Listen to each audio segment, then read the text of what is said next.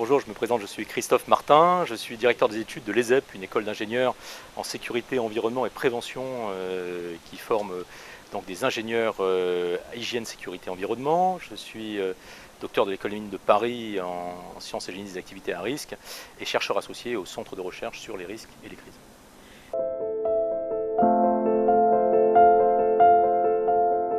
Nous avons décidé de nous intéresser à la santé et sécurité au travail dans les petites et moyennes entreprises, en constatant d'une part que c'était 55% de la population active salariée et non salariée qui était concernée par les petites et moyennes entreprises françaises, que cette question était relativement mal documentée en France, où on s'était intéressé principalement aux grands groupes industriels, alors qu'elle était très documentée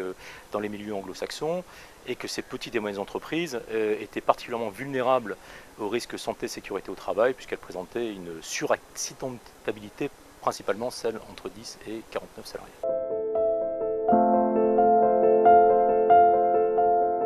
Il s'avère que les profils et les comportements des chefs d'entreprise peuvent être extrêmement divers. On peut avoir une typologie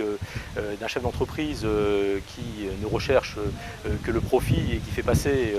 au second plan la santé et sécurité au travail, et énormément de chefs d'entreprise qui essayent de faire des efforts importants pour être en conformité avec les réglementations et qui s'y intéressent dans les cultures professionnelles. On peut donc dire que le chef d'entreprise qui est souvent vu comme un preneur de risque ne l'est pas forcément.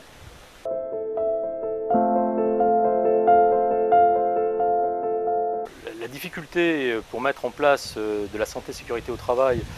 au sein des petites et moyennes entreprises, c'est d'abord d'établir un lien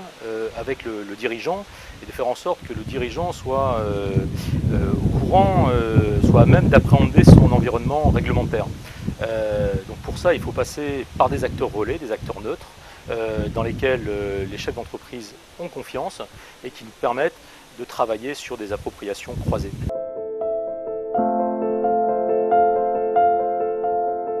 Dès lors que vous mettez en place de la prévention des risques dans les petites et moyennes entreprises, on passe bien souvent par la formalisation d'un écrit, par de la communication écrite. Or, ces organisations sont caractérisées par une communication informelle. Donc la formalisation de l'écrit, la formalisation des postes et d'un organigramme est souvent une entrave à la prévention des risques, dans la mesure où on va se heurter à une forte résistance des acteurs.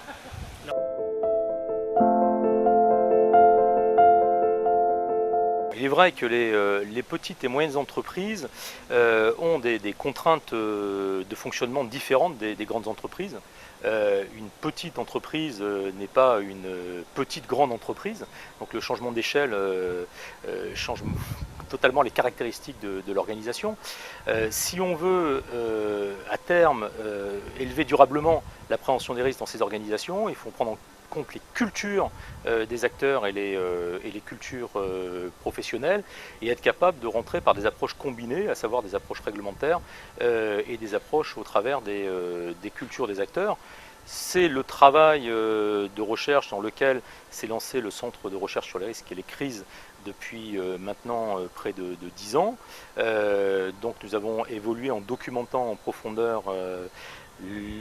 la prévention des risques dans ces entreprises au travers des cultures professionnelles. Nous nous intéressons maintenant aux questions de la diversité culturelle au sein de ces entreprises et aux relations qu'elles entretiennent avec leurs partenaires donneurs d'ordre, les grandes entreprises, lorsqu'elles sont en relation de sous-traitance.